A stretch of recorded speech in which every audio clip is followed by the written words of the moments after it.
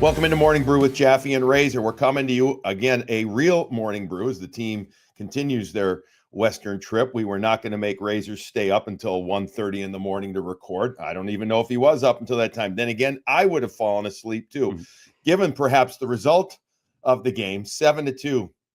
The Bruins lose. Is that correct? I've actually forgot the score. Was it 7 or 6? It was 7-2. So identical 7-2 wins at home for the LA Kings over the weekend. First Carolina on Saturday and the Bruins on Sunday.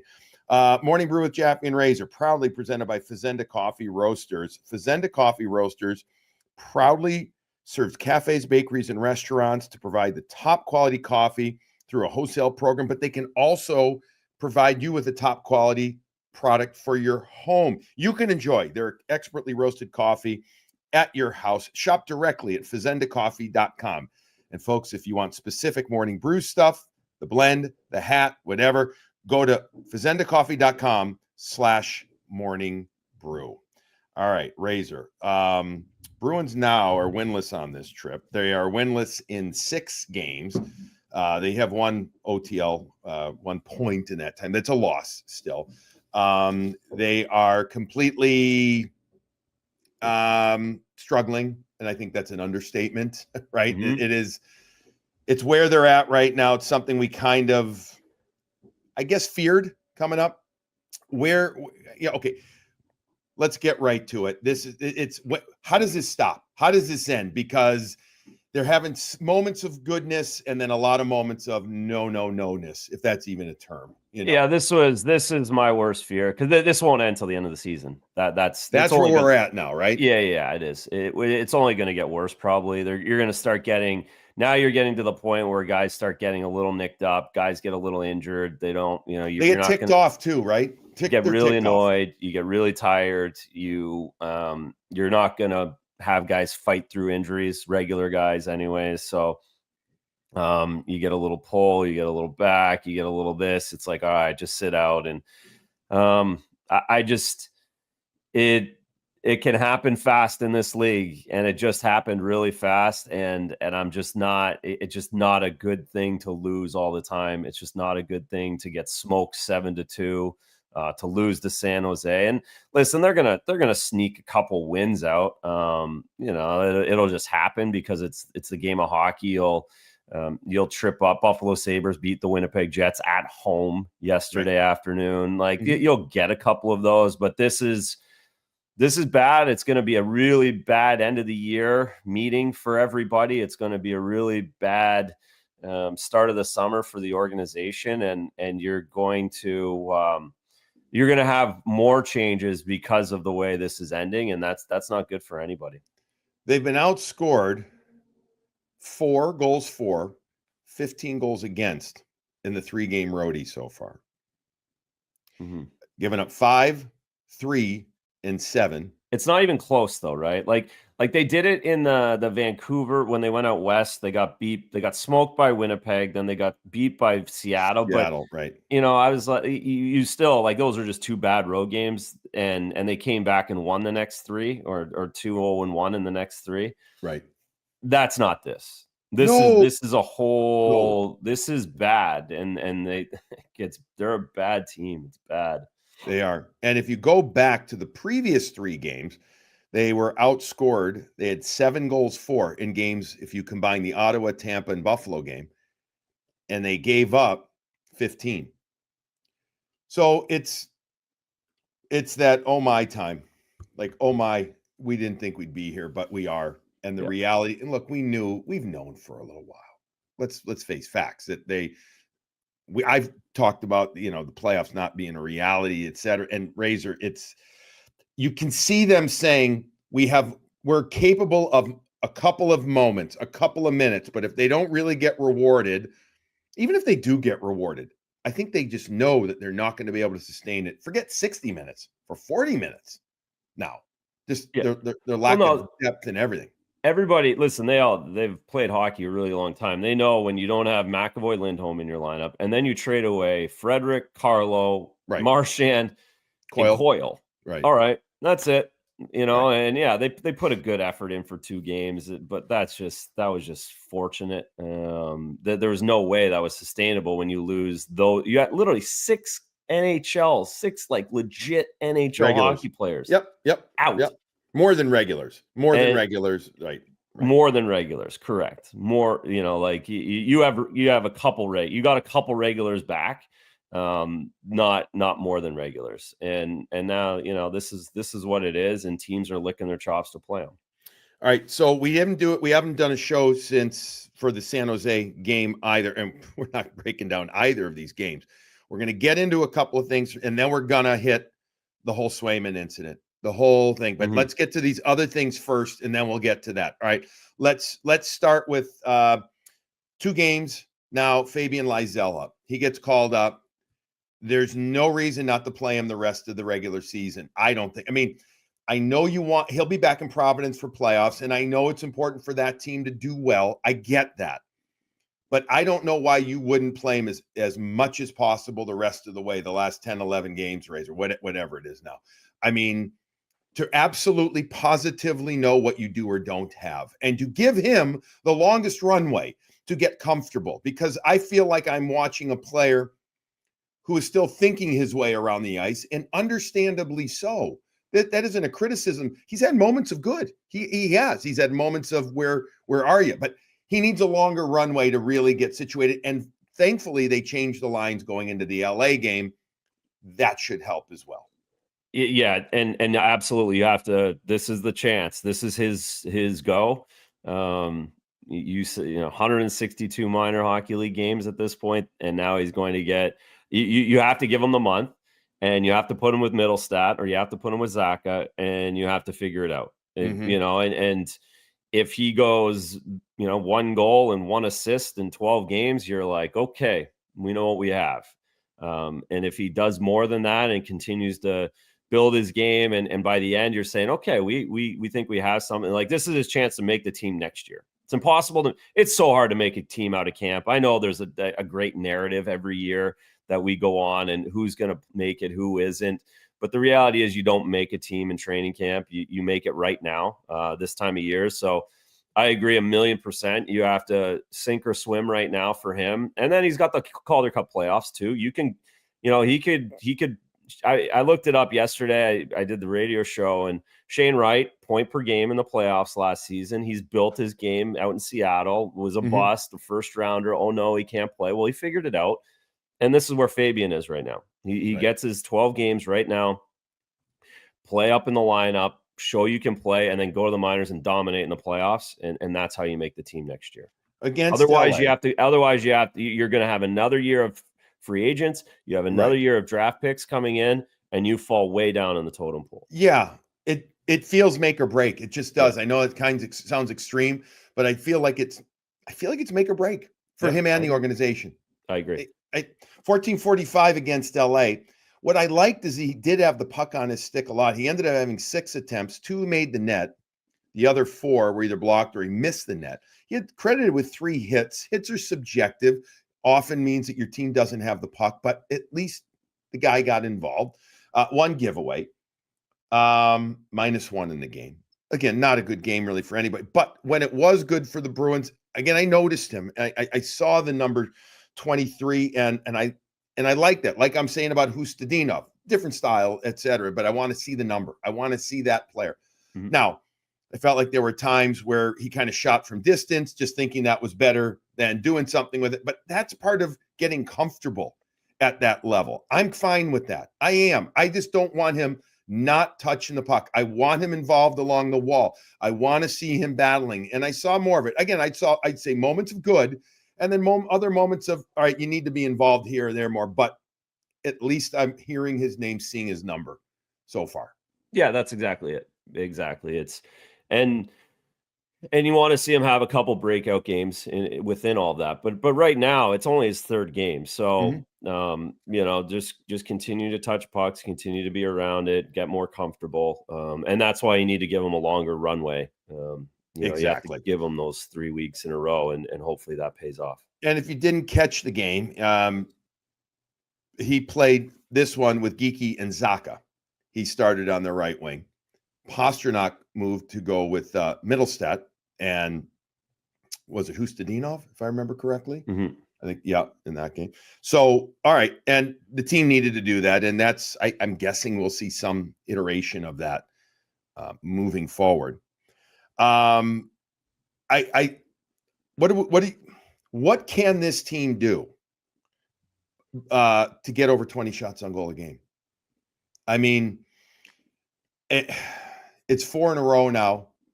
I think, again, if my memory serves correct, they had 13 last night, 1 in the third period. Yeah.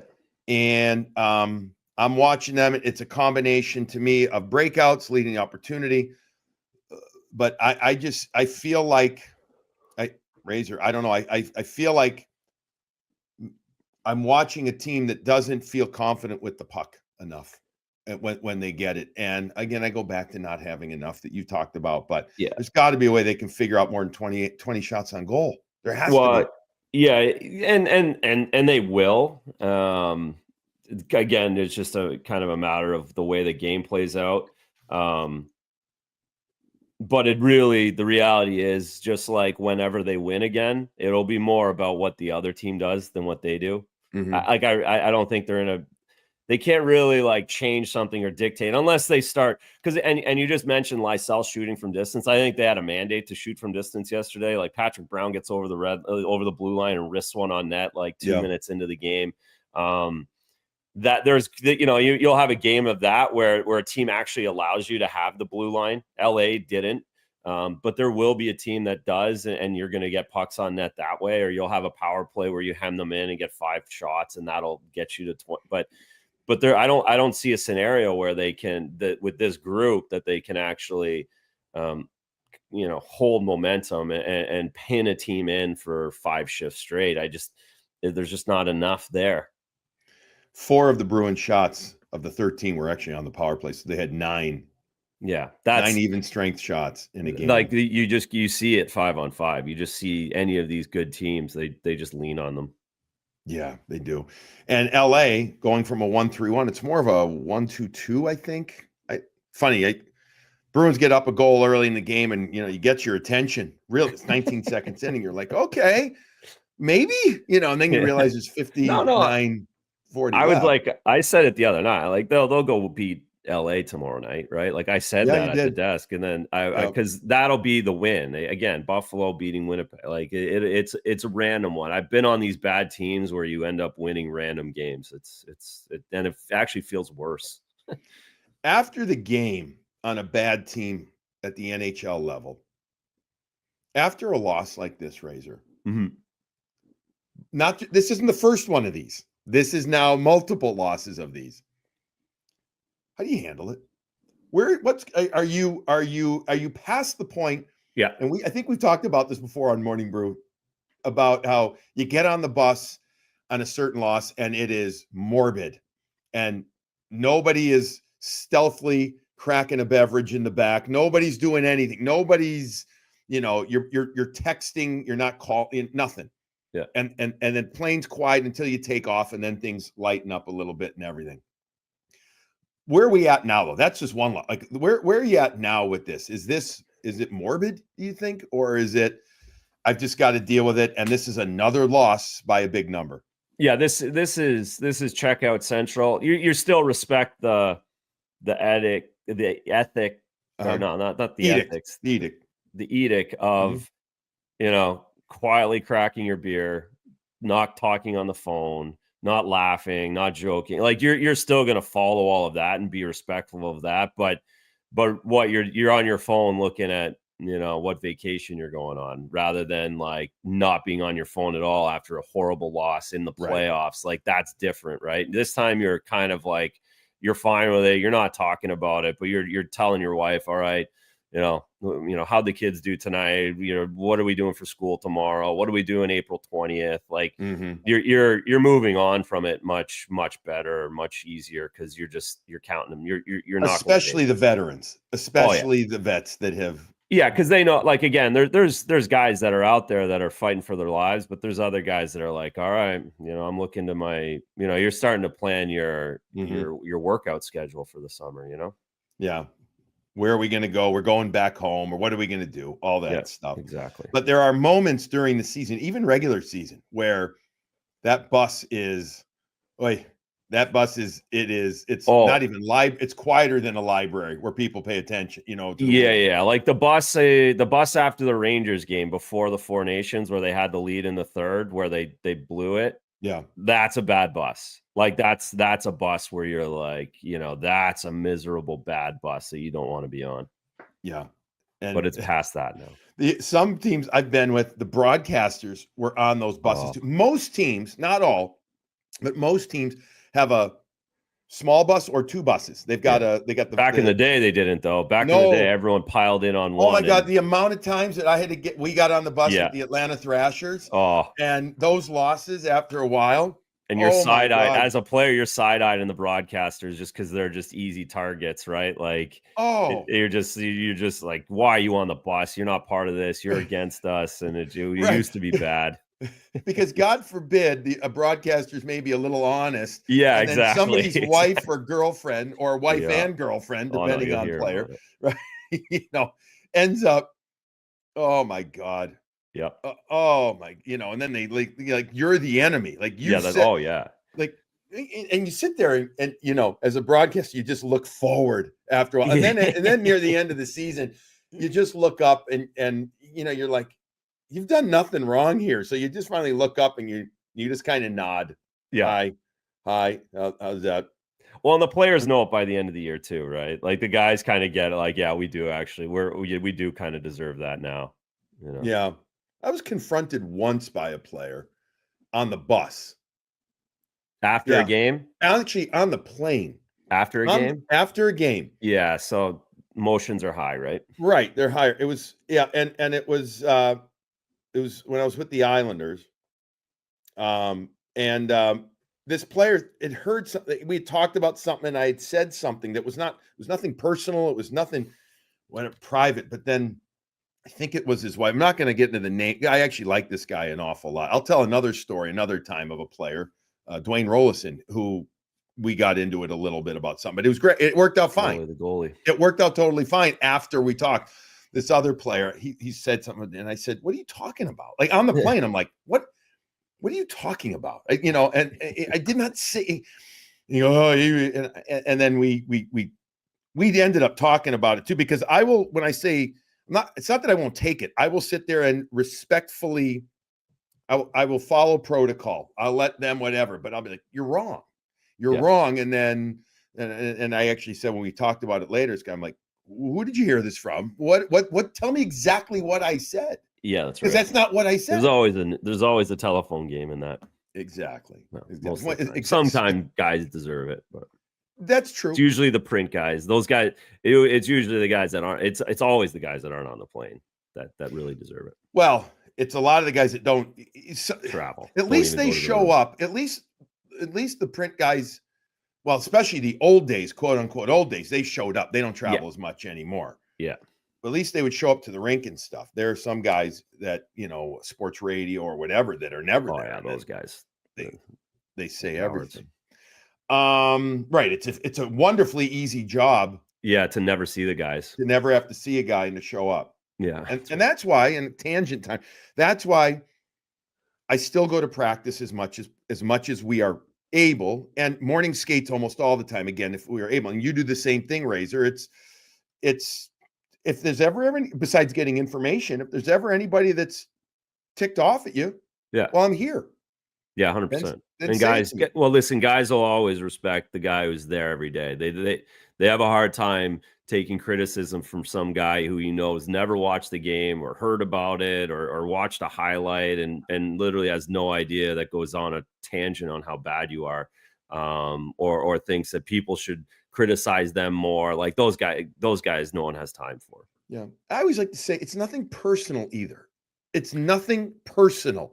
Yeah. This is your job. You can criticize my without job. being personal. Like exactly. You don't go after somebody and a player. Because if it is personal, guys, that's a big one for guys. That's right? huge. You can tell the guy doesn't have a good shot, but don't go anywhere else. Right. A few other things to go over before we get to the whole Swayman and the goalie fights and everything where we're at in the league. I mean, you've got Anaheim coming up on Wednesday. A team that in theory, you can. I'm not saying should beat anymore. You can beat. Yep. But I guess, other teams now, and you've said this before, are looking at the Bruins and saying, we can't lose this game now. We can't. Mm-hmm. Bruins fans are still showing up in abundance. They did in San Jose. They did in LA. They're going to do it in Anaheim. And so I think in many ways, Razor, I think that actually works against the Bruins because it brings energy and atmosphere to a building. And so the home team's like, screw this. We're not going to get embarrassed. We're not going to lose this game. We can't afford to do that. No, that's right. That's exactly what happens when a team does travel like the Bruins do. Anaheim can tell. Nah, Anaheim's out. I thought they were kind of in the mix, but they've lost a bunch of games lately. Yeah, no. So this is a San Jose Boston Bruin game that we saw on Saturday night. It's probably not. That was not good. Exciting or entertaining, and that was not good. That was not good. Please tune into Nesson. yeah. Please for Razor, watch the pregame show. Razor and my sake, please join us because we still love having fun talking hockey. That San Jose game was not pretty. Celebrini a heck of a player. It's funny. I've actually forgot most about that game. Yeah, I know. There's nothing to it. The offside thing, that was it. All right. You know who I can't forget about is our sponsors. Let's tell you quickly who's making this show possible. And Graciano Construction has been with us all year long. They've helped build up Morning Brew with Jaffe and Razor. Can't thank them enough. They're a great company to work with, folks. If you're looking to do something at your house, your apartment, your condo, whatever. And by the way, they'll do full gut jobs and they'll just do a bathroom for it. They'll do it all. And they do it with pride, and they make you feel good when you're done. You feel like you got everything you could want. Doug and his crew, they make doing home projects less stressful and almost even enjoyable. They'll walk you through it. They've got updates for you all the time. Their managers are phenomenal. Go to GracianoConstruction.com or call them at 508-330-7589 to get a consultation, discuss what you're looking to do.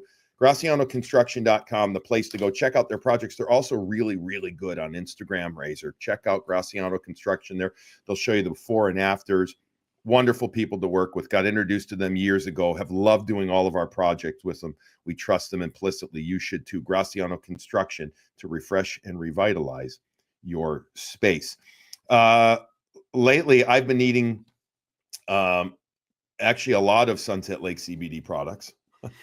As my stress level has gone up for multiple reasons, the Bruins perhaps being one of them, and I love them. I've gone straight tincture, meaning the vials, the droplets, the last couple of nights, because I know I can tell my body. I'm a type A. I think you know that, Razor.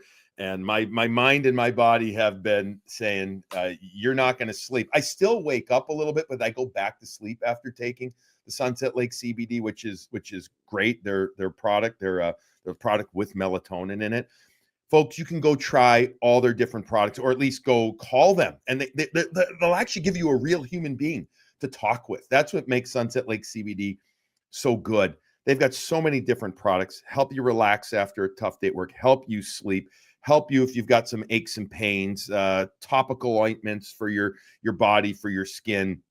Go check out all the products at sunsetlakecbd.com. Sunset Lake, not with an S, sunsetlakecbd.com. Use the code BREW20, BRU20, and get 20% off. The other thing Razor they'll do is if your order is over $75, they can ship it to you for free as well. So you order a couple of products that will help you out, whatever the issue is. And for me, I don't know about you, how much you've been able to tinker with them, but it's been helpful having so many different products because you finally find 2 or 3 that really work. At least I have.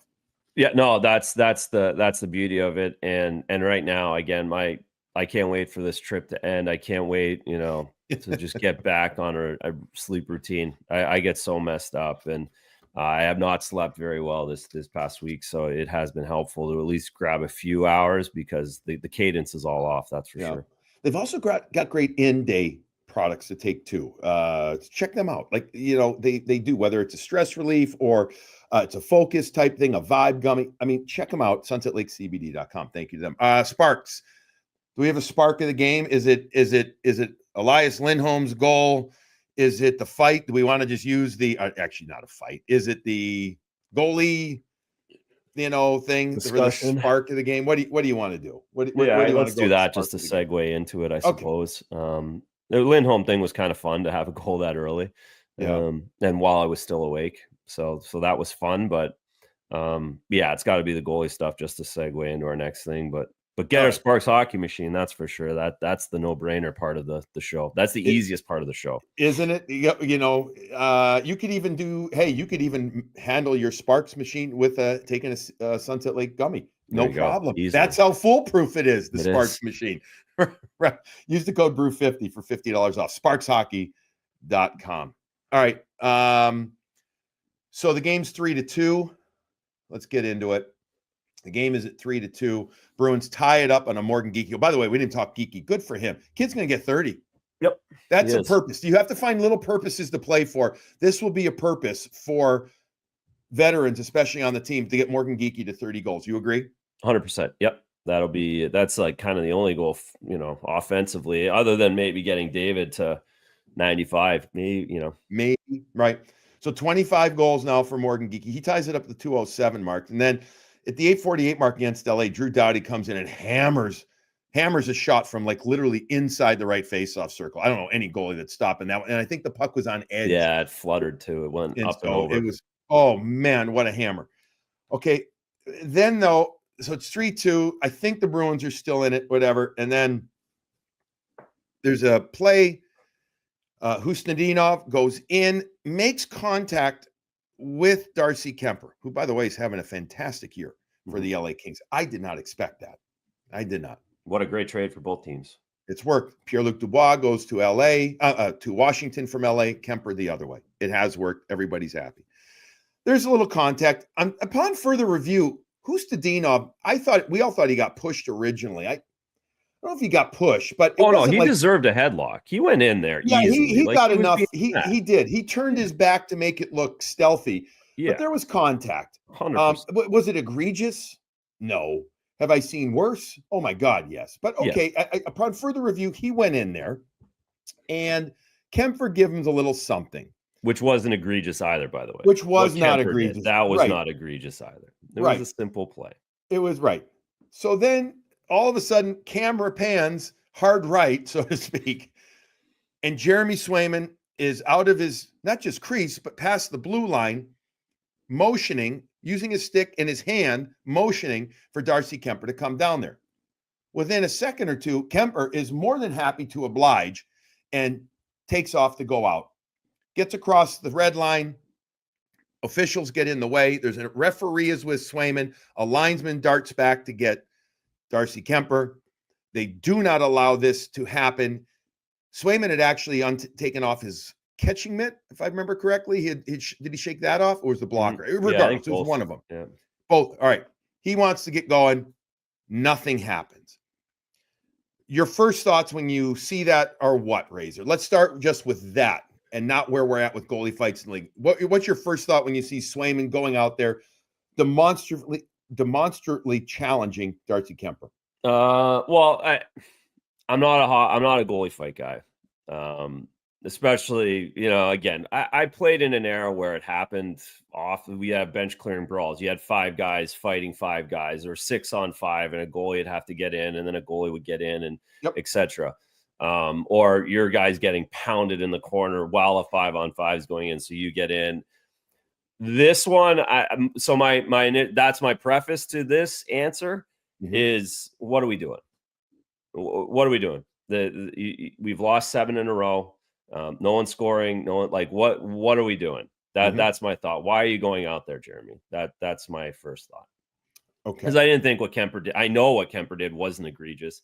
I know it wasn't over the line. I know we just, a guy ran into him for no reason, and he gave some contact. They were both getting penalties. The refs had both of them, 2-2, move on, and it's a 3-2 game. Mhm. What So do we do? what do you think? Unfair question, but I'll ask. What do you think? I mean, I don't even need to ask this because we heard post game No, from he said from it post game that he's listen, Jeremy's tried to get into a bunch of fights. We've right. seen that. Why do you think, Razor, he wants a fight? It's just the bravado? It's the I'm here for my teammates, it's the spotlight. Why do you think he wants a fight so much? Because is more than Well, happy a couple of times to try and do this. yeah, I don't know for sure. My guess, it can't be to stand up for your teammates because I've been around hockey a really, really, really long time at this point now. Mhm, I played the position, and I know for an absolute fact that not one of those forwards that I've ever played with looked to me to stand up for my teammates. mhm. That no one, you can't convince me that any goalie has ever thought that ever in the history of hockey. Now, and there's some tough goalies. Like you go Oh, back yeah. to Ron Hexter or Billy Smith, and How about maybe Ron. Cloutier? How about Dan Cloutier? Well, no, like we go to tough guys like Ray Emery and Right. Danny Cloutier. Those two guys would have beat Hexty up, like Yeah. no problem. Hexy is probably the only guy that actually sometimes took it upon himself to be a policeman. Mhm. Billy Smith didn't. Ray didn't. Billy Danny just didn't. controlled his crease. And there Correct. was more than crease. It was about 10 feet around it. Yeah. That's what he was so viciously protecting. Yeah, that's right. So, but to that point, like Hexy did it, but he would go after Chelios. Ray Right. Emery would do it. He'd go after Andrew Peters. You don't go after the other goalie to set the tone. Right. It's just not what it is. So you hear that answer. That's what he said it is, but it's I have to imagine it's more just to put it on tape and say he did it. And I that's don't fine. under Like some guys love it and have fun with it, but the league's changed too much. Okay, so let's get to that Yeah, because we've seen a handful of goalie fights in the minor leagues this year. yeah. In particular, I believe it's the coast. We've seen The it in the coast EC. allows it, It allows it. technically. Yeah. I do not know for fact if there has been an email or a directive gone out saying meaning in print, so to speak, do not allow the goalies to fight. Yeah. But the reaction from the officials says to me that something has been said, significantly said too. We are not going to allow this. Yeah. Why do you think they don't want this to happen when, let's face facts, Razor, the Yeah. attention that it would bring Yeah. to the average sports fan, meaning the eyeballs of the average, Sports Center would play it. You Yeah. know it and I know it. They would play it repeatedly for 24 hours. So why do you think it is not being allowed? Well, because I don't think the league wants to be known as that anymore, and I think rightly so at this point. So rightly so. Like they've got rid of fighting essentially, Mhm. and the league is in a better place for it. And I'm okay with a couple. There again, I like the passionate fights, but the idea of ceremonial fights, which kind of is what a goalie fight is. Sure is, because And like you're not battling in the corner and you drop the gloves and you fight right. Like this is a whole ceremony thing, and the league just doesn't want it. And again, I'm actually not against it at this point. I think again, it's kind of silly for two guys from 200 feet away to go to center ice and fight, and there's no question the refs aren't allowing it to happen. They broke up Fleury and Binnington a couple years ago when Fleury went, like they are not allowing it to happen. Right. And there's 3 or 4 good examples at this point. I never say never, but I think there will never be another goalie fight in the NHL. Because I'll take the bet with you on that, because somebody's going to end up running down to the other end one time and going all Cloutier. Like, you know what I mean? I think the refs will grab that guy before he gets there now. Like the days of having a 5-on-5 fight with the goalies do it. Like I think that I think that it might be gone. Do Again, I you never say remember the never. last legit goalie fight? That's what I'm saying. When was it? I do it. I remember. I did this for you. I looked it up. What was it? 2020. Cam Talbot, Mike Smith, Calgary, Edmonton, Battle of Alberta. They got it going. I couldn't remember it either. I could not remember. Yeah, because I was out west. It would have been a late game. So again, that's 5 years now. That was the last goalie fight in the NHL. Yeah. So again, the other thing And he is was a good fighter, by the way. Smitty was a good fighter too. I grew up with Smitty. Smitty he'd always have to fight me after practices when he was a kid. Like I played juniors with him all summer with him, and yeah, he's big, strong, long. Yeah, very long. He would fight Ray Emery. Like he would be happy to do that. I think they fought in juniors. He's a bit of an idiot. Smitty knows it too. He handled the puck well. Smitty. Oh yeah, Smitty would fight. Smitty would beat. I'm trying to like Smitty would beat up anybody in the league right now for sure, no question. He'd be happy to get involved. Yes. So then we have comments after the game from Nikita Zadorov, and asked about his thoughts on Swayman. How was it? I couldn't hear it totally. Did you hear the question? I didn't do the vocal. I just read the transcript of it that I found. Which is really all you need. It was basically Swayman. Where did it go? Somebody actually texted it to me, I think. Hold on. Again, a good host would be prepared. Somebody said that was asked if he appreciated Jeremy sticking up for his teammates. Does that make, because that's what Jeremy talked about, that he was there sticking up for anybody wearing black and gold. Yeah, and he said, and Nikita said, "Is that what it is?" I don't know. No comment. Okay. How do you interpret those comments? It seemed like Nikita. He's actually said no comment before. He kind of gets irritated. Yeah, with some of the questions. How did you take that? So I took it as that's a silly question, because goalies don't stick up for their teammates, and I have nothing else good to say about that. Mm-hmm. That's how I took it. I think, again, for a guy who does stick up for his teammates and a guy who actually gets in real fights with people, you can be defensive of people taking that for granted or taking that lightly, and taking questions from someone who hasn't been in a fight before. I think there's something in there, and of course, his culture is different, and etc. So that's the way I took it. That kind of annoyed very annoyed they lost 7-2. Very annoyed that their goaltender is now the story of standing up for teammates when I'm the one who actually does that. Yeah. Again, this may be an unfair question. Is there tension? Do you think? Do you know? Or is it just move on from this? Because I think he's pissed off totally about being embarrassed again. You lose 3-1 to San Jose on an offside call. We haven't even gotten into that. I don't even know if I want to get into that. But truthfully, actually, by the way, all the people I spoke with at the league, and I'm talking, they did the right thing. They did the right, meaning it would have not been called, but still, I don't know if you caught any of our pregame. I thought we actually covered it real well last night, partner. Like, the rule is so messed up. It's so muddied. It's so muddied. Like, come on. I still think that's offside. I do. But we've gotten to the millimeter minutia of it and I'm going into it and I don't really want to, but anyways, it's off the charts crazy, this offside crap. It is. But okay, so they lose to San Jose, even though it's only 3-1. That's embarrassing. They get throttled the next night after a good start. They lose. And by the way, after that fight, I'm sorry, it wasn't a fight. After the attempt to start a fight, Swayman was not sharp. No, it's a distraction. Right. He never did. He ever recover, so to speak, from that? So does that annoy players on the team? Oh too? Yeah, for sure. And the other thing that can happen.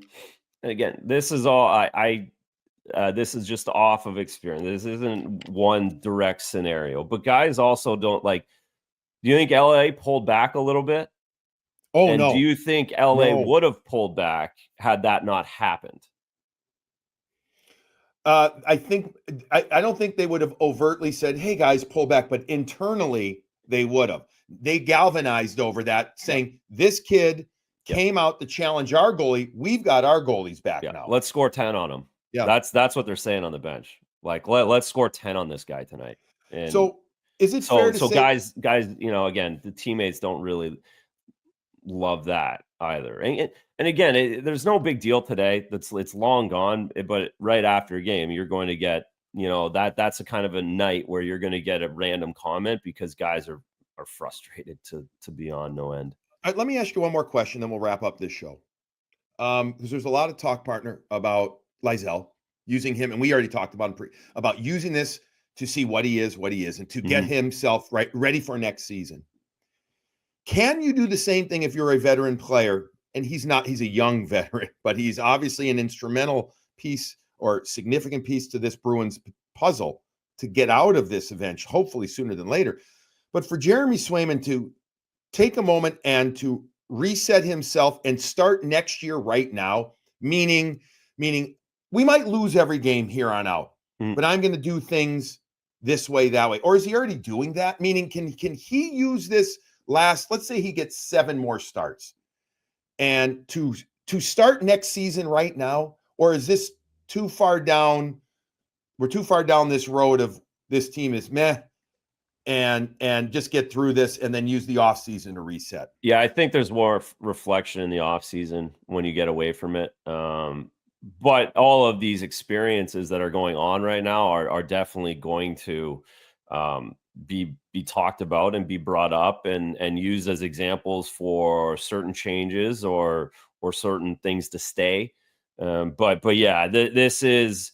I don't know. I don't think you change. I don't think he rattles off 7 in a row and it makes a difference on what this season is or what. Well, I'm not even saying they win 7 in a row. I'm just saying his. No, but I'm saying like he can't just flip something right now. This is where he's at right now is going to take more than the 2 days off in Anaheim to like, I'm going to just change what I do. I think it's going to be. He's going to try. Again, they're all trying to dig in and finish strong But I think there's more to Jeremy's outlook that needs to just kind of be worked over in the reset is bigger than just saying I'm going to go about things this way instead of that way. Correct. Yeah. Okay. And again, that's just a lot to do to turn over. Okay. All right. Anything else you want to hit on quickly? No. Again, one day we can talk about it. The league is completely screwed up the offside thing. Yeah. That's a problem. We'll talk about it another time. But what we should do though is because again, the coaching staff took a huge, again, everyone's frustrated as fans, but like a lot of fans were bullshit that they didn't challenge it. We should stick up for them because the league, everybody within the league, everyone around the league, everyone you talked to said that was the right play not to challenge. Right. So I feel like that is important. These guys are kind of, they're having a tough go of it. They are having a tough go, and they are. And Joe, Sacco, Chris Kelly, Matt Myers, the video coach, and they know they get the they know more emails from the league. They get the video clips. This stuff. I still look. I got to be honest with you. Even if they had challenged it and they lost, I wouldn't have been unhappy. I would have been like, "What?" It's because I still feel the same way. The league has the minutia of these video replays on blue line plays has absolutely had consequences that nobody thought of, and now we are screwed up with it. We'll talk about it another time. But it's gone off the chart, off the tracks. It's bad. I'm sorry. It's bad. It's bad. Anyway, okay. That'll wrap up this morning brew with Jaffe and Razor. Thank you to our sponsors, Fazenda, Graciano, Sparks, and Sunset Lake CBD. RC, thank you for getting this done. Razor, you and I will be back in a couple of days. I believe we're doing one the morning after the Anaheim game. Or no, are we doing it after the Anaheim game? Because we're doing it together. We do it after. Okay, we might reconsider that. We'll see what kind of mood we're in. We'll either do it after Anaheim late night, or we'll do it earlier in the morning on the next day. Bruins lose. We had a lot of stuff to talk about. Thanks for listening, folks. Try and enjoy your coffee.